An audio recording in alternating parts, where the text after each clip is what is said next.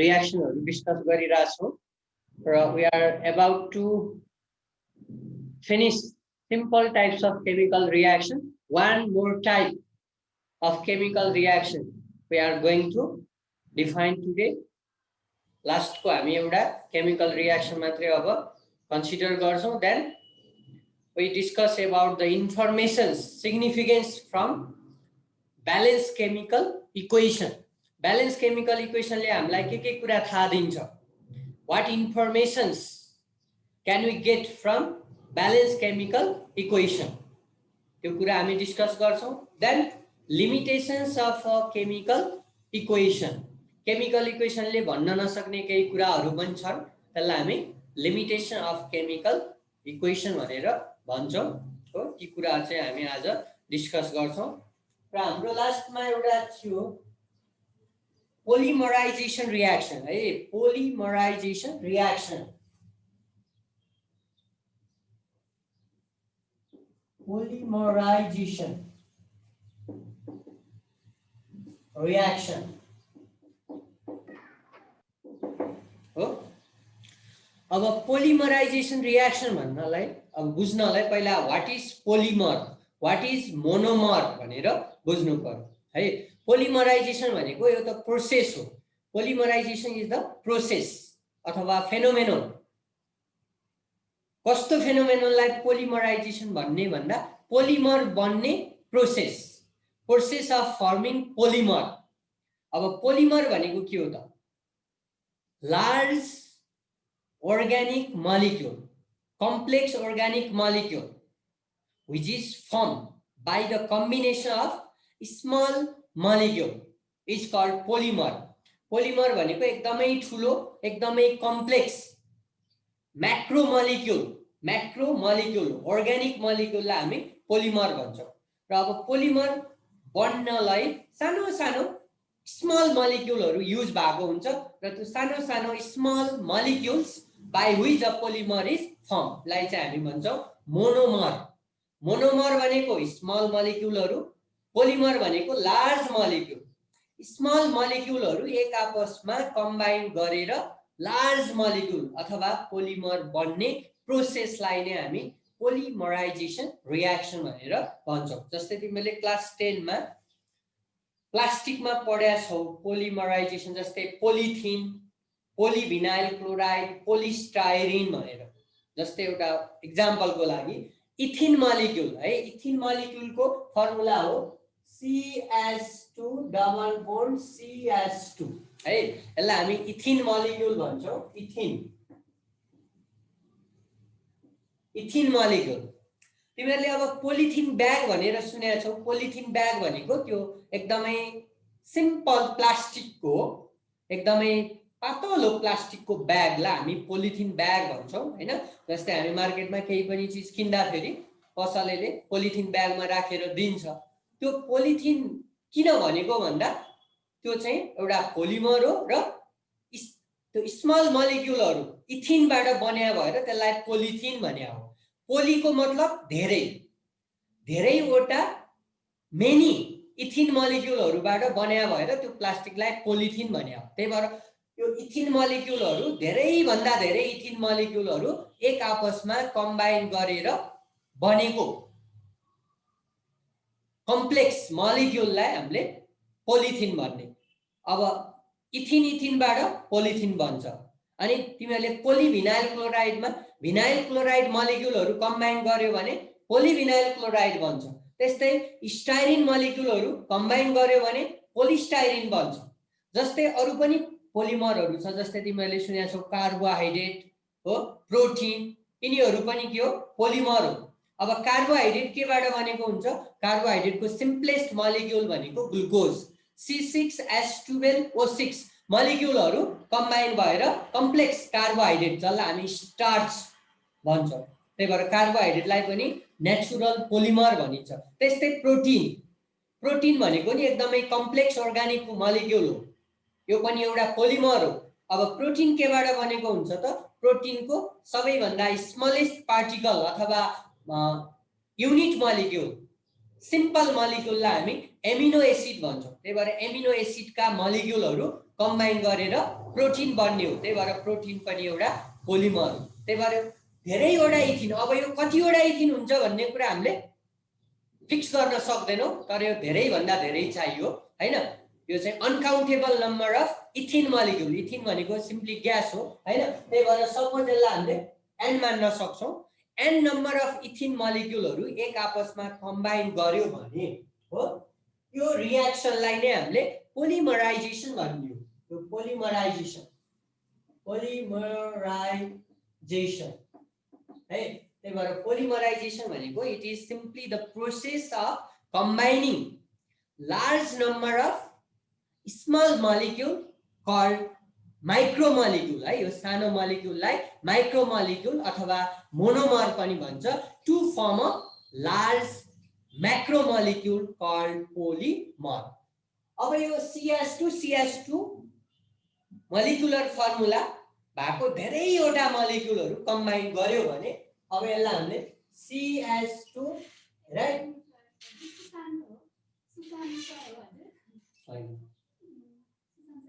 खोइ तलतिर हुन्छ राइट। CH2 है, यसलाई यसरी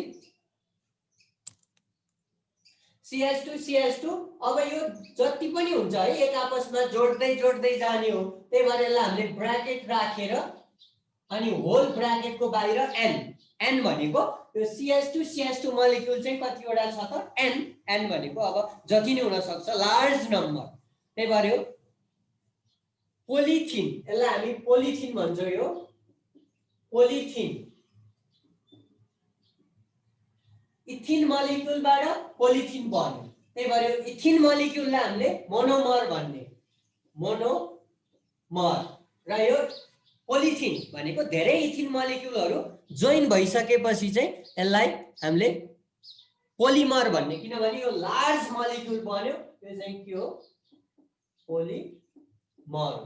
त्यही भएर यो पोलिमर बन्ने प्रोसेसलाई हामीले पोलिमराइजेसन भन्ने हो। त्यही भएर व्हाट इज पोलिमराइजेसन भन्यो भने polymerization is a process of forming a large organic molecule or macromolecule or polymer by the combination of large number of small molecule unit molecule called monomer है। यो एउटा एक्जाम्पल तिमीहरूले class 10 मा पनि सायद यो पढाएको छौ।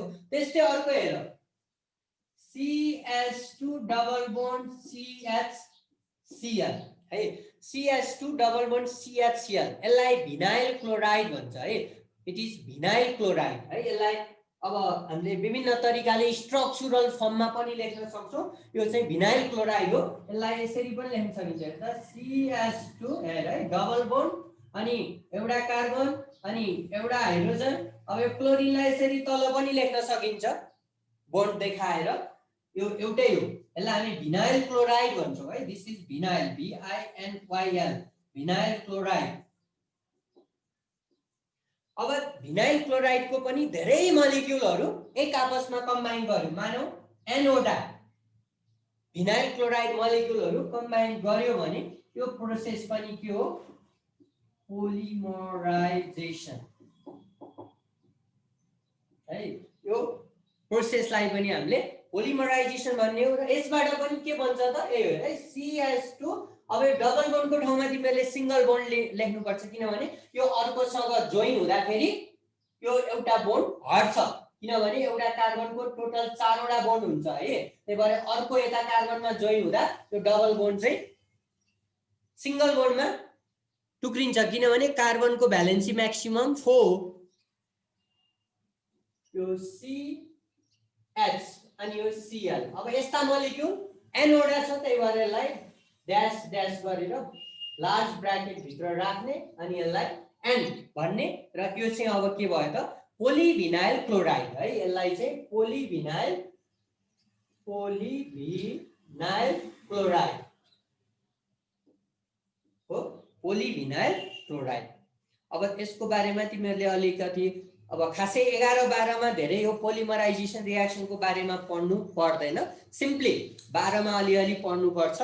जस्ट तिमीहरूलाई कन्सेप्टको लागि मात्रै पोलिमराइजेसन रियाक्सनको मिनिङ चाहिँ स्मल मलिक्युलहरू एक आपसमा जोइन भएर कम्बाइन गरेर लार्ज मलिक्युल बन्ने प्रोसेसलाई नै हामी के भन्छौँ पोलिमराइजेसन र पोलिमराइजेसन रियाक्सनमा युज हुने स्मल मलिक्युलहरूलाई मोनोमर्स पनि भनिन्छ र स्मल मलिक्युल्सहरू कम्बाइन गरेर बनेको लार्ज मलिक्युललाई पोलिमर पनि भनिन्छ त्यही भएर पोलिमर बन्ने रियाक्सन अथवा प्रोसेस भएर यो रियाक्सनको नामै के राखेको हो त पोलिमराइजेसन रियाक्सन भनेर राख्या हो okay right what is polymerization भन्यो भने a process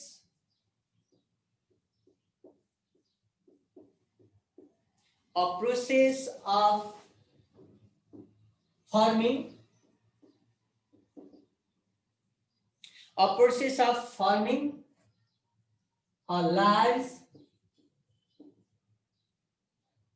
organic molecule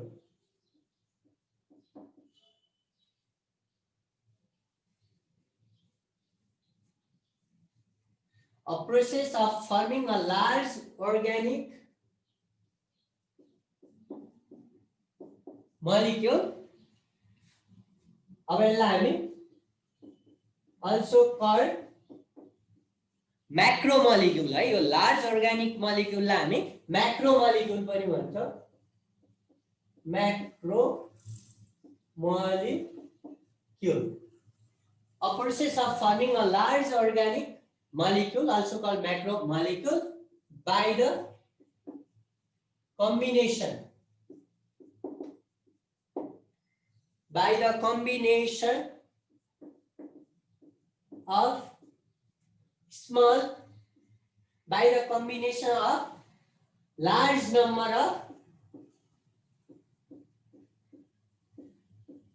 large number of small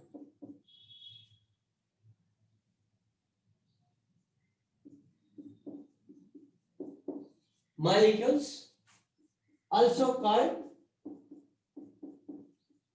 माइक्रोमोलिक्युल्स है यो स्मल मोलिक्युललाई चाहिँ माइक्रोमोलिक्युल्स पनि भन्छ by the combination of large number of small molecules also called macromolecules is called polymerization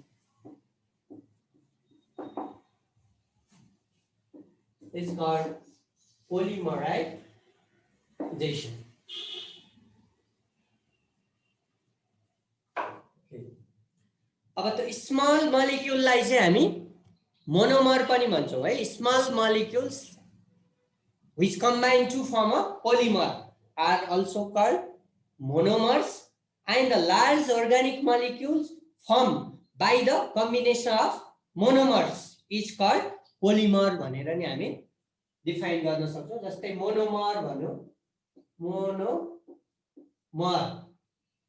monomer भनेको पोलिमरको एउटा युनिट अथवा पोलिमर बन्नको लागि युज भएको सिम्पल मोलिक्युल अथवा स्मल युनिट मोलिक्युललाई हामी के भन्छौं monomer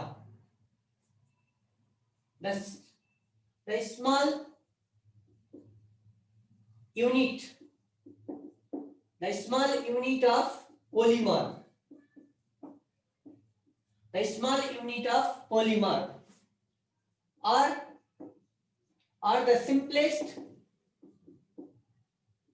or the simplest molecule the small unit of polymer or the simplest molecules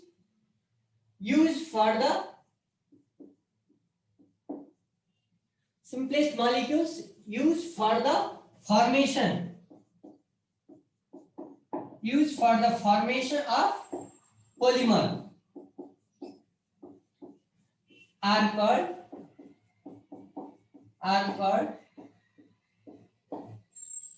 monomers.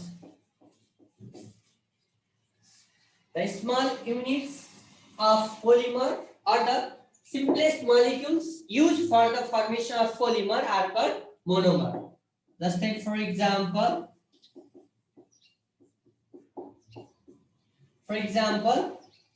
ethene है इथिनलाई हामीले मोनोमर भन्छौं फर एक्जाम्पल इथिन इथिन भनेको CH2 डबल बोन्ड CH2 इथिन। त्यस्तै भिनाइल क्लोराइड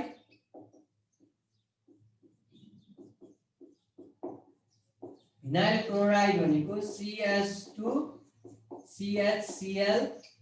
त्यस्तै styrene ETC।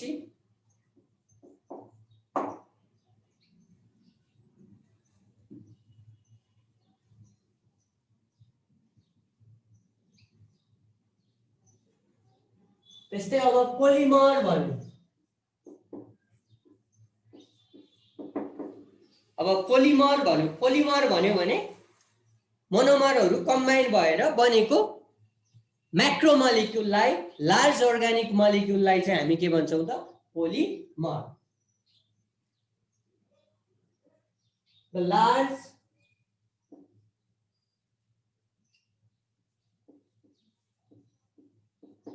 organic molecule, that is macromolecule,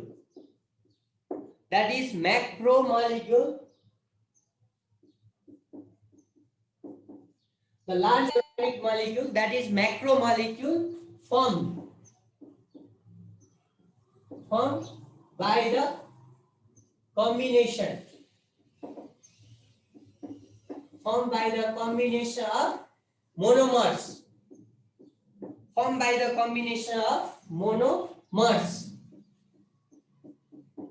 is called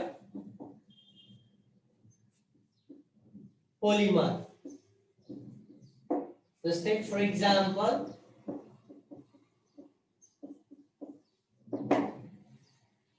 अब polythene हो, इथिनबाट बन्ने पोलिथिन है, पोलिथिन POLYTHENE पोलिथिन। त्यस्तै पोलिभिनाइल chloride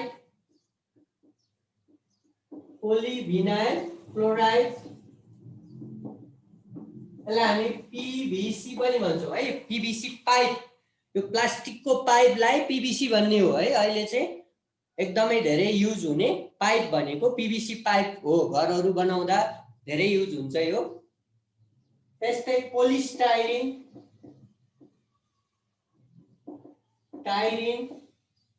ETC।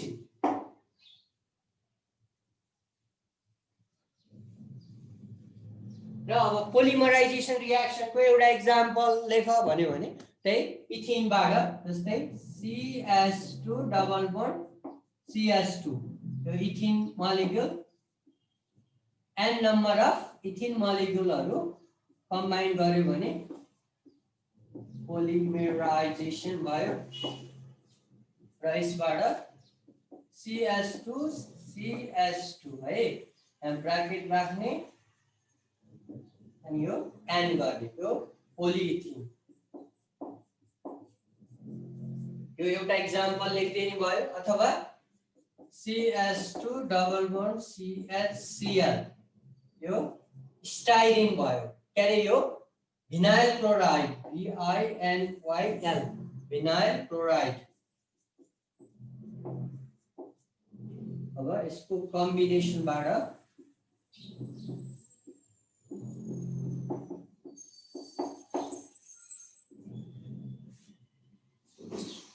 CH2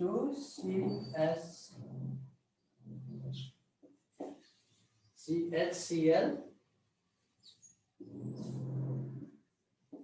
like PVC है, पोलिभिनाइल क्लोराइड PVC। ओके, अब हामीले पढ्ने यो सिम्पल टाइप अफ केमिकल रियाक्सनहरू यति मात्रै हो। अब एउटा ब्यालेन्स केमिकल रियाक्सनबाट हामीले के कुरा थाहा पाउन सक्छौं त? यसलाई हामी भन्छौं significance of balance chemical equation है। केमिकल इक्वेसन अथवा chemical reaction should always be expressed in balance form है। हामीले जहिले पनि रियाक्सनलाई ब्यालेन्स स्टेटमा लेख्नु पर्छ। किन भन्ने कुरा पनि हामीले पढ्नु पर्छ। जहिले पनि केमिकल रियाक्सन हुँदाखेरि रिएक्टेन्ट र प्रोडक्टको टोटल मास बराबर हुनुपर्छ। तर रियाक्सन चाहिँ ब्यालेन्स भएन भने रियाक्टेन्ट र प्रोडक्टको टोटल मास इक्वल नहुन सक्छ। त्यही भएर रियाक्सनलाई हामीले ब्यालेन्स गर्नै पर्छ, किनभने केमिकल रियाक्सनबाट कहिले पनि मास चेन्ज हुँदैन। Mass total mass of reactant and product should be conserved in a chemical reaction.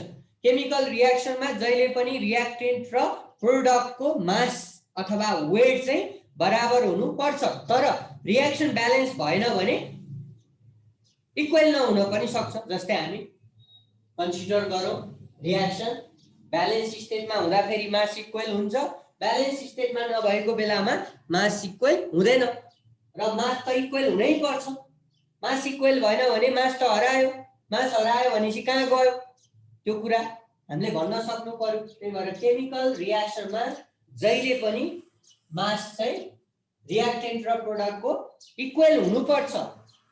Equal किन हुनुपर्छ भने केमिकल रियाक्सनबाट मास बन्न पनि सक्दैन र डिस्ट्रोय पनि हुन सक्दैन। त्यही भएर रियाक्सन हुनु भनेको मास कन्जर्भ हुनु हो, तर नयाँ कम्पाउन्ड बन्छ रियाक्सनमा हैन, एलिमेन्टबाट नयाँ कम्पाउन्ड बन्छ, किनभने त्यहाँ केमिकल चेन्ज भइरहेको हुन्छ। त्यही भएर केमिकल चेन्ज भए पनि रियाक्टेन्ट र प्रोडक्टको चाहिँ जहिले पनि मास एउटै हुनुपर्छ। तर रियाक्सन ब्यालेन्स भएन भने रियाक्टेन्ट र प्रोडक्टको मास इक्वल हुँदैन। त्यही भएर जहिले पनि हामीले केमिकल रियाक्सनलाई ब्यालेन्स फर्ममा चेन्ज गरेर राख्नु पर्छ। जस्तै फर इक्जाम्पल सपोज हामीले हाइड्रोजन र अक्सिजन ग्यासलाई मिक्स गरेर वाटर बनाउन सक्छौं। अब सपोज हाइड्रोजन र अक्सिजनलाई हामीले मिक्स गरियो र हाइड्रोजन र अक्सिजनलाई मिक्स गर्दा हाइड्रोजन र अक्सिजनको जति वेट थियो नि, जति मास थियो नि, वाटर पनि त्यति नै वेटको बन्यो। बढी पनि बन्दैन, घटी पनि बन्दैन। हाइड्रोजन र अक्सिजन हामीले जति वेट युज गरे हो, जति ग्राम युज गरे हो पानी बनाउनको लागि, वाटर पनि त्यति ग्राम नै बन्नुपर्छ। तर रियाक्सन ब्यालेन्स भएन भने बराबर हुँदैन। त्यही भएर रियाक्सनलाई हामीले ब्यालेन्स गर्नुको मेन उद्देश्य चाहिँ के हो भने केमिकल रियाक्सन हुँदाखेरि रियाक्टेन्ट र प्रोडक्टको जहिले पनि मास इक्वल हुनुपर्छ। इक्वल हुनको लागि रियाक्सन ब्यालेन्स स्टेटमा हुनै पर्छ। जस्तै एउटा सिम्पल हेर त यहाँ H2 + O2 बाट के बन्छ H2O। अब यो रियाक्सन ब्यालेन्स छैन अहिले, हेर त यहाँ हाइड्रोजन दुईटा एटम छ, यहाँ दुईटा हाइड्रोजन त ब्यालेन्स छ, तर अक्सिजन यहाँ दुईटा छ, एउटा ब्यालेन्स छैन। त्यही भएर यो हामीले ब्यालेन्स फर्ममा लेखेनौं भने यो रियाक्सनले चाहिँ भन्न खोजेको कुराहरू इन्कम्प्लिट हुन्छ। किनभने हाइड्रोजन र अक्सिजनबाट वाटर त बन्यो भनिरहेछ रियाक्सनले, तर कति ग्राम हाइड्रोजन र कति ग्राम अक्सिजनबाट कति ग्राम वाटर बन्यो भन्ने कुरा चाहिँ त्यसबाट फिक्स हुँदैन। जस्तै यहाँ हाइड्रोजन H2 भनेको 2 ग्राम हो, हाइड्रोजनको ग्राम मोलिकुलर वेट 2 ग्राम हो। त्यस्तै O2 को वेट भनेको 32 ग्राम हो। भनेपछि हाइड्रोजन र अक्सिजनको टोटल मास कति छ? 2 + 32 कति भयो? 34 ग्राम युज भयो हो। रियाक्टेन्टको मास 34 ग्राम युज भएपछि प्रोडक्ट पनि 34 ग्राम नै बन्नुपर्छ। तर यहाँ तिमीहरूले H2O को मास क्याल्कुलेट गर्यो भने 32 आउँदैन। हेर यहाँ दुईटा H2 को 2 ग्राम प्लस एउटा अक्सिजनको 16 ग्राम भनेपछि त 18 ग्राम मात्रै आयो। भनेपछि रियाक्सन गर्दाखेरि चाहिँ टोटल 34 ग्राम मास युज, प्रोडक्ट बन्दाखेरि 18 मात्रै ग्राम प्रोडक्ट बन्यो भनेपछि त त्यहाँ केही मास त हरायो। हरायो भनेपछि कहाँ गयो त?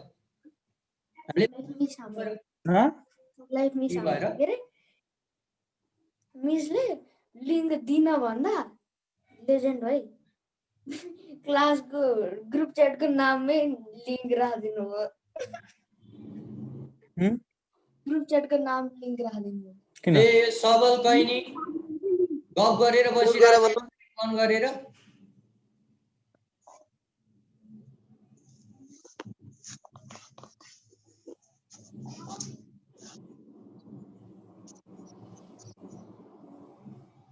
हेर त।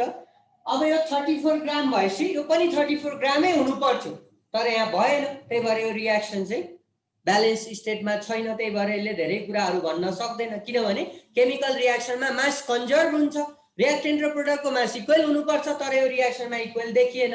त्यही भएर जहिले पनि रियाक्सनलाई हामीले ब्यालेन्स फर्ममा लेख्नु पर्छ र ब्यालेन्स फर्ममा लेखियो भने के हुन्छ भने the mass of reactant, total mass of reactant will be always equal to the total mass of product. जस्तै आयो यसलाई ब्यालेन्स गर्दा अब हाइड्रोजन 2 2 ब्यालेन्स छ, अक्सिजन यहाँ 2 भएपछि यहाँ पनि 2 राख्नु पर्यो, अक्सिजन ब्यालेन्स भयो, फेरि हाइड्रोजन यहाँ 2 राखेपछि 4 वटा भयो, यहाँ 2 राख्नु पर्यो, अब यो रियाक्सन ब्यालेन्स भयो। अब यो ब्यालेन्स इक्वेसनमा तिमीहरूले मास क्याल्कुलेट गर्यौ भने इक्वल हुन्छ, the total mass of reactant will be equal to the total mass of product because mass is always conserved in a chemical reaction. Chemical reaction मा mass जहिले पनि conserved हुन्छ भन्नुको मतलब reactant मा जति mass छ product मा नि त्यति हुनै पर्छ, त्यो चाहिँ balance reaction मा मात्रै सम्भव छ। त्यही भएर we should always balance chemical equation। अब क्याल्कुलेट गर 2s2 भनेपछि 2 into s2 को भनेको 2 ग्राम प्लस O2 भनेपछि 32 ग्राम भनेपछि टोटल 4 र 32 ले कति आयो 36 ग्राम आयो। The total mass of the reactant is 36 ग्राम। त्यस्तै प्रोडक्टमा हेर 2 अनि S2O, S2 को 2 ग्राम प्लस O2 को 16 ग्राम, 16 प्लस 2 18, 18 टु द 36 ग्राम भनेपछि रिएक्टेन्ट र प्रोडक्टको मास चाहिँ ब्यालेन्स केमिकल इक्वेसनमा जहिले पनि बराबर आउँछ र आउनु पर्छ, किनभने mass is conserved in a chemical reaction। त्यही भएर हामीले रियाक्सनलाई जहिले पनि ब्यालेन्स गर्नु पर्छ। अब यो त ब्यालेन्स किन गर्नु पर्छ भन्ने कुरा भयो। अब what informations can we get from a balanced chemical equation? balanced chemical equationले balanced chemical reactionले अथवा इक्वेसनले हामीलाई के कुरा थाहा दिन्छ। balanced chemical equationलाई हामीले हेरेर के भन्न सक्छौं, त्यो चाहिँ यसको सिग्निफिकेन्स भयो अथवा यसबाट हामीले थाहा पाउने इन्फर्मेसन भयो र यसले भन्न नसक्ने कुराहरू पनि धेरै छ, त्यसलाई चाहिँ हामी भन्छौं ब्यालेन्स केमिकल इक्वेसनको ड्रब्याक्सहरू, डिमेरिट्सहरू अथवा लिमिटेसनहरू अथवा विकनेसेसहरू भनेर हामी डिस्कस गर्छौं। ओके, हेडिङमा लेख सिग्निफिकेन्स भन्छ है यसलाई, बुकमा चाहिँ इन्फर्मेसन्स भन्दा पनि सिग्निफिकेन्स भनेर एक्जाममा क्वेशन सोधेको छ। यो चाहिँ तिमीहरूलाई 2 मार्क्समा बेला बेलामा सोधिरहेछ है। Right the 2 significance of chemical equation अथवा ब्यालेन्स केमिकल इक्वेसन भनेर यसरी सोधिरहेछ। सिग्निफिकेन्स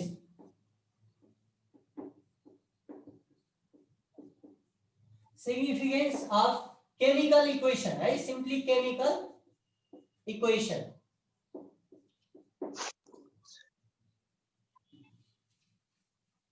ओके, अब केमिकल इक्वेसनबाट हामीले दुई किसिमको सिग्निफिकेन्स अथवा इन्फर्मेसन थाहा पाउन सक्छौं।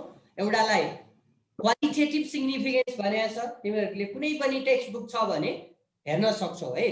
क्वालिटेटिभ सिग्निफिकेन्स भन्छ एउटा र अर्को क्वान्टिटेटिभ सिग्निफिकेन्स भन्छ। अब यसको अलिकति मिनिङ बुझ्नु पर्यो, क्वालिटेटिभ र क्वान्टिटेटिभ। क्वालिटेटिभ भनेको त्यो रियाक्सनमा के छ भन्ने हो। रियाक्सनमा रिएक्टेन्टमा के छ र प्रोडक्टमा के छ त्यसको नाम है, नामलाई चाहिँ क्वालिटेटिभ भन्छ। क्वालिटेटिभ भनेको चिन्ने क्या, जस्तै हामी यो पानी हो भन्छौं भनेपछि पानी कति छ भनेर हामीले मेजर गर्यौं भने त्यो क्वान्टिटी भयो। पानी कति वेटको छ, कति ग्राम पानी छ अथवा कति लिटर पानी छ, पानीको भोल्युम कति छ हैन, यो कुरा चाहिँ के हो, त्यसको क्वान्टिटीलाई इन्डिकेट गर्ने। त्यसको मास यति छ, भोल्युम यति छ हैन, त्यो चाहिँ के हो, क्वान्टिटी। अमाउन्ट कति छ त्यो मेजर गर्ने कुरालाई हामी क्वान्टिटेटिभ सिग्निफिकेन्स भन्छौं। अब क्वालिटेटिभ भनेको त्यो के हो, जस्तै बिकरमा केही चीज छ भने त्यो के हो त, त्यो चाहिँ त्यसको के हो, क्वालिटेटिभ। क्वालिटेटिभ भनेको जस्ट आइडेन्टिफिकेसन।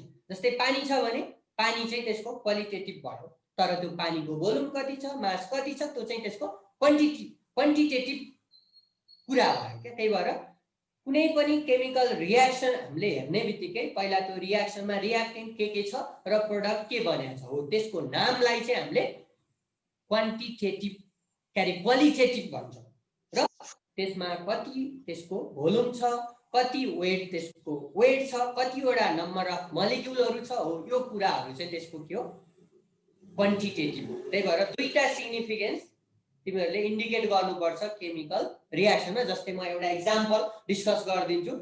जस्तै एउटा क्याल्सियम कार्बन है, क्याल्सियम कार्बोनेटलाई हामीले हिट गर्ने हो भने यो डिकम्पोज हुन्छ र यसबाट CaO + CO2 बन्छ। अब हेर, अब यो एउटा ब्यालेन्स केमिकल इक्वेसन हो। यो ब्यालेन्स छ हेर, the number and atoms of different element are equal on both the side of this reaction हो। रियाक्टेन्ट र प्रोडक्ट साइडमा सबै एलिमेन्टको एटम र मलिक्युलहरू के छ, बराबर छ। त्यही भएर यो ब्यालेन्स स्टेटमा छ। जस्तै क्याल्सियम एउटा छ रियाक्टेन्ट साइडमा, प्रोडक्ट साइडमा पनि क्याल्सियम एउटा छ एटम, ब्यालेन्स भयो। त्यस्तै कार्बन रियाक्टेन्ट साइडमा एउटा छ, प्रोडक्ट साइडमा पनि कार्बन एउटा छ, ब्यालेन्स भयो। त्यस्तै रियाक्टेन्ट साइडमा टोटल अक्सिजनको एटम 3 वटा छ, यहाँ पनि 1 + 2 3 छ भने यो के छ, ब्यालेन्स स्टेटमा छ हो। यो रियाक्सन चाहिँ के छ, ब्यालेन्स। ओके, अब यसको दुईटा सिग्निफिकेन्स भनेको रियाक्टेन्ट र प्रोडक्टको पहिला तिमीहरूले नाम थाहा पाउनु पर्यो। त्यो चाहिँ क्वालिटेटिभ सिग्निफिकेन्स भयो। अब कतिवटा मलिक्युल छ हैन, त्यो कुराहरू चाहिँ यसको क्वान्टिटेटिभ सिग्निफिकेन्समा पर्छ। जस्तै यो एउटा CaCO3 भनेको एउटा मलिक्युल हो है। यो होललाई हामीले 1 मलिक्युल मान्न सक्छौँ है। यो 1 मलिक्युल हो। 1 मलिक्युललाई 1 मोल मात्रै पनि भन्छ है, अर यसलाई सिम्पली 1 मोल पनि भन्छ। त्यस्तै प्रोडक्टमा हेर, यो CaO को पनि एउटा मलिक्युल हो। CaO भनेको एउटा मलिक्युल हो, यसलाई पनि तिमीहरूले 1 मलिक्युल भन्न सक्छौ र अथवा यसलाई 1 मोल। यो पनि 1 मोल, यो पनि 1 मोल, एउटै भएन भन्लाउ फेरि। तर यो के को 1 मोल, क्याल्सियम कार्बोनेटको 1 मोल हो। यो चाहिँ क्याल्सियम अक्साइडको 1 मोल हो। त्यस्तै CO2 पनि एउटा मलिक्युल हो, अथवा यसलाई पनि 1 मोल अफ CO2 हामीले भनेर भन्न सक्छौँ। अब यो CaCO3 को 1 मोल अथवा 1 मलिक्युल भनेको कति ग्राम हो त, यसको हामीले ग्राम वेट पनि क्याल्कुलेट गर्न सक्छौँ। जस्तै हेर, क्याल्कुलेट गर्दा यो Ca को वेट हुन्छ 40 है, क्याल्सियम 100 ग्राम भनेको 40 हो, किनभने क्याल्सियममा 20 वटा प्रोटोन हुन्छ, 20 वटा न्यूट्रोन, प्लस कार्बन भनेपछि 12 6 + 6 प्लस O3 भनेपछि 3 वटा अक्सिजन, एउटा अक्सिजनको वेट हो 16। अनि यसको टोटल वेट तिमीहरूले जोड्यौ भने हो 100 आउँछ, 100 ग्राम है। त्यही भएर क्याल्सियम कार्बोनेटको 1 मोलको अथवा 1 मलिक्युलको वेट कति हुन्छ भन्यो भने 100 ग्राम हुन्छ। त्यस्तै अब Ca को 40 प्लस अक्सिजनको 16 भनेपछि यो 56 ग्राम आउँछ। त्यस्तै CO2 मा 12 + 2 × 16 ग्राम, यो भनेको 44 ग्राम। तिमीहरूले जोड्यौ भने रियाक्टेन्ट र प्रोडक्टमा त इक्वल आउनु पर्छ। यो 100 भनेपछि 56 + 44 भनेको 100 ग्राम भनेपछि रियाक्टेन्ट र प्रोडक्टमा वेट अथवा मास के छ, इक्वल छ। यसको मतलब this reaction is in balance state भनेर हामी बुझ्छौँ। अब 1 मिनेट 2 मिनेट छ है टाइम, त्यसपछि फेरि जोइन गर्ने। अब हेर, यो केमिकल एउटा रियाक्सन हो है। तिमीहरूलाई एक्जाममा यसरी रियाक्सन त दिन्छ, कहिलेकाहीँ कुनै एउटा रियाक्सन दिन्छ, अनि त्यो रियाक्सनको चाहिँ क्वालिटेटिभ र क्वान्टिटेटिभ सिग्निफिकेन्स लेख भनेर 1 + 1 मार्क्समा पनि तिमीहरूलाई कहिलेकाहीँ सोधिरहेछ। त्यही भएर अब सिधै रियाक्सन दियो भने त तिमीहरूलाई जुन रियाक्सन दिएको छ त्यो रियाक्सनको चाहिँ तिमीहरूले क्वालिटेटिभ र क्वान्टिटेटिभ सिग्निफिकेन्स भनेर लेख्ने हो। र अहिले चाहिँ मैले यहाँ एउटा रियाक्सन कन्सिडर गरिदिएँ हो। अब यो रियाक्सनको क्वालिटेटिभ सिग्निफिकेन्स र यसको क्वालिटेटिभ सिग्निफिकेन्स, क्वालिटेटिभ सिग्निफिकेन्सले एउटा मात्रै कुरा गर्छ, त्यो के हो त, त्यो रियाक्सनमा भएको रियाक्टेन्ट र प्रोडक्टको नाम के हो, त्यति मात्रै। त्यही भएर यसको क्वालिटेटिभ सिग्निफिकेन्स भन्यो भने के हो भने क्याल्सियम कार्बोनेट है, क्याल्सियम कार्बोनेट चाहिँ डिकम्पोज भएर क्याल्सियम अक्साइड र कार्बन डाइअक्साइड बन्छ भनेर तिमीहरूले लेख्न सक्छौ हो।